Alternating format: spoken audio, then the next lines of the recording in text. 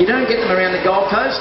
Obviously they've been found in the Gold Coast, but it's usually somebody's pet or a taipan that's hitched a ride down in a sugarcane truck or something like that. You get them further north. I've heard of them living in Gladstone or whatnot, but up around Mackay and the Cairns, they're fairly prevalent. Now the reasons why I consider coastal taipans to be a little bit different and a bit harder to handle is because, to me, snakes are like computers. You want a reaction, you press a button, bang. These guys are a little bit more intelligent. And what I mean by that is not that they'll go home and do your homework for you, but I do certain tricks with my snakes to make them do what I want them to do. These guys, they learn. For example, when I'm at home and I'm cleaning up their enclosure, if there's a snake in a hide box, I'll put a bottle down. And the snakes usually come out and look at that and go, oh, something new. Sniff it. Can I eat it? Will it eat me? And them and their little pea brains spend 10 minutes trying to work out what it is. And when I leave the bottle back out again, the paper's clean, the water's changed, the glass is clean. They go, oh, cool. I didn't see that coming. First couple of times I worked with him, I put the water bowl in there, same thing happened. But when I put my fingers in to pull the snake out, I've seen that. Second time around, I put my hand in, put the bottle in there to distract him, and he sat there and waited for my fingers to come up straight away. So I can actually see. Remember how I said I can read the personality of a snake? I can see this snake, not very happy with the little girl in the front there. So that's why I'm going to take its attention away from her. Now these snakes, as I said, quite long, and the reason why they have evolved to have such a powerful venom is they live in cane fields, and the rat they eat is a very, very large breed of rat. Now, most snakes, they walk up to their rat, they give it a belt. As you can see, this guy's got a lump in its belly because they gave it a rat a couple of days ago and it's only just digesting it now. Now, these guys, most venomous snakes will give their rat a belt, wait a few minutes and the venom will kick in. The particular breed of rat that this guy eats is so big that if he was to hang on to it for any length of time, the rat would tear chunks out of its head. So what they've done is evolve to actually have a powerful venom that knocks the rat down fairly quickly. It can let it go and it can use its tongue to chase down the scent of the rat and then eat it at its own leisure. Now you can look at the colour of this young lady. That's a fairly common colour for a coastal taipan. Who's not very happy with those kids in the front. But they also vary a lot in colour. They can be very dark grey, they can be brown, they can be all sorts of colours. But the signature for the coastal taipan is the lighter coloured head. Another thing is those rusty coloured dots on its belly. But I'll tell you a little secret. If you're out doing a rain dance in the cane fields up in Mackay and you happen to come across a 11-foot coastal taipan and you can see the rusty coloured dots on its belly, you're in for a little bit of trouble. Alright. That brings us to number 2. Number 2 is called the common brown snake. For a good reason, because they are very common.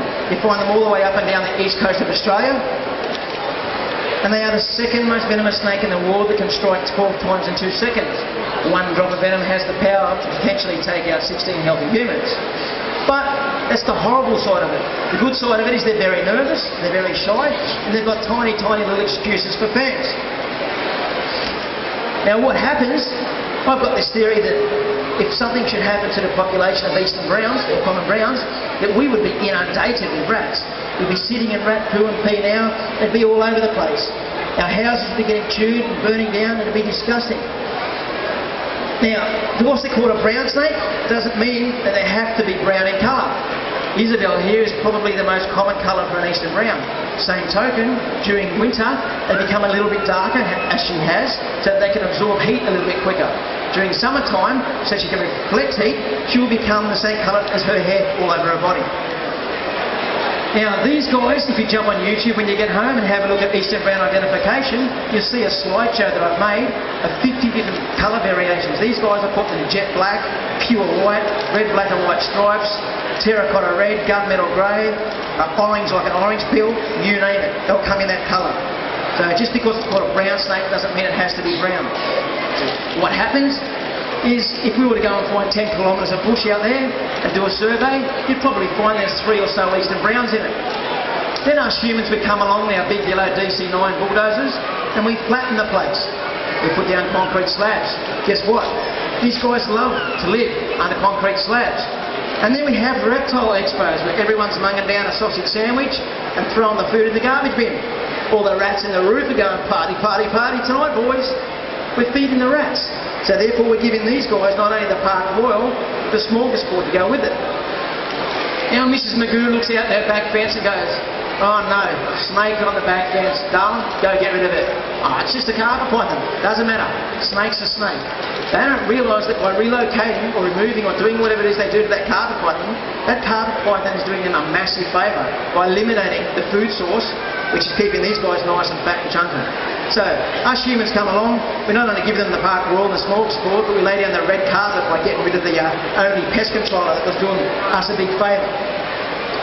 Now, if by chance you ever go bolting out to your backyard, hang the clothes on the line, and you see a snake, don't panic, don't go and stir it up. Because the way snakes work is this particular snake you've just seen in your backyard has probably been there for 4 years, and it would have seen you thousands of times, well before you see it. And the way they work is they lay still, and they think, yeah, cool, they haven't noticed me again, all good, let's get out of here. Then, when you're gone back inside to get your coffee, that's when they turn around and disappear back down their hole. And all of a sudden, one day, you go hooking outside and you see it there. Its little alarm bells are ringing, it's going, oh, there they are again. If you stand still, they suddenly, they didn't see me again, I'm out of here. You go over and stir it, that's where they go, alright, exit stage left, I'm in trouble, let's fight. They'll defend themselves, and then that's when people get bitten. So, go inside, make a phone call, normally 9 times out of 10, by the time you've made the phone call, the snake's voluntarily gone. Eastern browns also have that rusty coloured dots on their belly and a lighter coloured head. That's why quite often I get calls from people saying, I've got a taipan in my yard, because they look very, very similar. Alright, I'll stick Isabel away here. Isabel's a very good girl. I've had her about 7 years. She used to live the first couple of years of her life in the venom supplies down south, making anti-venin for us humans, if any of us should get bitten. That's she makes the anti-venin so that way we can be treated. Also, a bloke before me that did shows used to do the educational thing the same, and now I'm using it. So she spent her life trying to save us humans. While I'm here, you've probably seen me get a little bit close to my venomous snakes. I've had a few people come up to me and say, I don't like the way you will do that in front of the kids. And I sit back and think, well, when you've got a big olive python over there, the first thing the adults do is, come on Johnny, let's go get a photo with the snake. Because in the back of the mind, the humans are going, non-venomous, all good, kids can play with it. But when I'm playing with these snakes, in the back of your mind you're going, venomous snakes, shouldn't be teaching the kids that. What I want you to understand is that kids do not know the difference between a non-venomous snake and a venomous snake. So if any of you kids are ever out in your backyard and you see a snake, always treat it like the worst possible snake. Go and get mum and dad. 9 times out of 10, by the time you've got mum and dad, the snake's gone. You go and stir it, you could end up in hospital or worse. Alright, that brings us to number 1. The next snake is the most venomous land animal on the planet. Good news is, you find them right in the very centre of Australia where all the borders meet. So there's very little human population. So we don't have too many issues with humans coming into contact with this breed of snake. And besides that, this particular breed of snake is also normally a fairly plastic snake. You notice I said normally? You see, a lot of the snakes that I've got at home are hand-me-downs from people that have had enough, or getting out of the game, or in 2 of these snakes' cases being bitten. They've gone, I've had enough. Actually, not 2 of them, 3 of these cases, people being bitten. And they go, I've had enough, Tone, don't want to do it anymore. This particular snake, about 7 years ago, bit its old owner and nearly killed him. He said, I'll sell it to you, Tone, but watch it. It's a nutcase. And I laughed. He said, oh, Pat, I'll be there in the shape. It won't be long until it's friends with me. That was 7 years ago and I'm still trying. So, just like us humans, some of us are nice and some of us are not so nice. And if this bloke was a human, his name would be Charles Manson, I'm sure of it.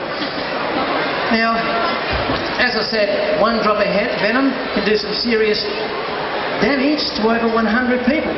And the reason why he has got such a powerful venom is because where he lives, it gets extremely cold during winter and extremely hot during summer. So he's got about 6 or so months of the year where he can gorge himself on food. And just like the coastal taipan, his rat is a very large breed of rat. So if he was to sit there and chew on this rat, he'd lose bits of him. So he's also evolved to have a very, very powerful venom, so he can knock this rat down very quickly and do what he has to do. You look at the colour of this snake, I've got to tell you the name of the snake. They're known as either the western taipan, the inland taipan, or also known as the fierce snake or small-scale snake. Now you look at the colour of his belly, that's the colour they go during summer in order to reflect heat so they don't overheat. And during winter where they live it gets very, very cold. So they usually go very dark chocolate brown, which enables them to absorb the heat quicker so they can warm up quicker. all right, I'll stick him away before he gets too much of a cranky pants with me. A lot of people say to me, why in God's name do you have such a venomous snake in your house? It's silly. If you get bitten by that, it's all over in minutes. I say, no, nothing works that quick besides a shotgun. And they go, well, what happens if you get bitten? Now, if I was to get bitten by this snake now and ignore it, sure, in an hour and a half I'd be unconscious. Tomorrow lunchtime or tomorrow night, my family will be organising my funeral probably. Now, these days, doctors have got it down pat so much and got the perfectly designed antivenin so that we really don't need to worry too much about it, unless, of course, you've got kidney problems or heart problems that cause issues to start with. Now, if I got bitten by that bloke on the finger, besides dropping a few naughty words, I would not cut the bite side. I would not suck it. I would not go and wash it. I would not grab a tourniquet and throw it around the top of my arm so tight it goes blue and drops off. What I would do is I would leave it as it is and just grab this $2 compression bandage. Not much. If you ever out bushwalking or in an area where you think you might come across snakes, take one with you, have it nearby. Because there's a difference between life and death. What I would do in this case, if that guy bit me, I would leave the venom on the bite site. I would wrap the bandage about as tight as if I'd sprained my wrist. And I would wrap it all the way up my limb. Now the venom works in your lymphatic system, which is a fat layer just underneath the skin. And that lymphatic system is designed to get any toxins out of your body. So if you get a bimini walking on the grass or scratch yourself on the steel over there, any germs are in there, your body's working to get it out. Now the snakes depend on that. And the more you move around and carry on, the faster and harder that lymphatic system works. So when you get bitten by a snake and jump up and down like a pork chop and think, ah, dear, I'm going to die, the snake's sitting back going, yeah, cool, you're doing perfect what I want you to do. Try and stay calm. I know it's hard to do, but you stay calm. These days you pay for an ambulance and electricity bill. Give your ambulance a call. Do not try and drive yourself to hospital, because if you should pass out, you will hit a telegraph pole, then you'll be in a lot of trouble. Or, what I would do in this circumstance is not wait for an ambulance. I'd look at one of my mates and say, come on, I'm in the hospital now.